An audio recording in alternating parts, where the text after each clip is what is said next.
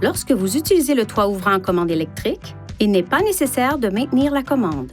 Lorsque le contacteur d'allumage se trouve à la position ON, il est possible d'incliner le toit ouvrant à commande électrique, soit vers le haut, soit vers le bas, ou de le glisser pour l'ouvrir et le fermer à l'aide de cette commande. Pour ouvrir ou fermer le toit ouvrant jusqu'au bout, faites glisser la commande vers l'avant ou vers l'arrière. Pour arrêter le toit ouvrant, appuyez une fois sur la commande pendant qu'il se déplace.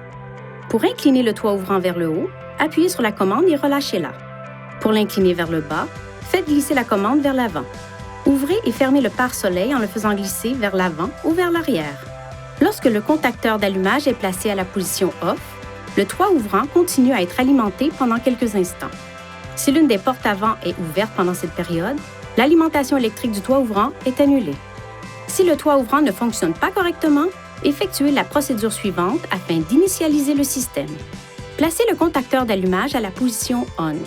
Si le toit ouvrant est ouvert, fermez-le complètement en poussant à plusieurs reprises la commande vers l'avant. Une fois le toit complètement fermé, poussez la commande de nouveau vers l'avant et maintenez-la pendant environ 15 secondes. Relâchez la commande du toit ouvrant après que le toit ouvrant se déplace légèrement vers le haut et vers le bas, puis revenez à la position complètement inclinée vers le haut. Maintenant, poussez la commande de nouveau vers l'avant et maintenez-la. Relâchez la commande une fois que le toit ouvrant est passé de la position inclinée vers le haut à la position fermée, puis à la position ouverte, puis est revenu finalement en position fermée. Vérifiez que la commande du toit ouvrant fonctionne normalement. L'initialisation est terminée si le toit ouvrant fonctionne normalement. Dans le cas contraire, nous vous recommandons de vous rendre chez un concessionnaire Nissan.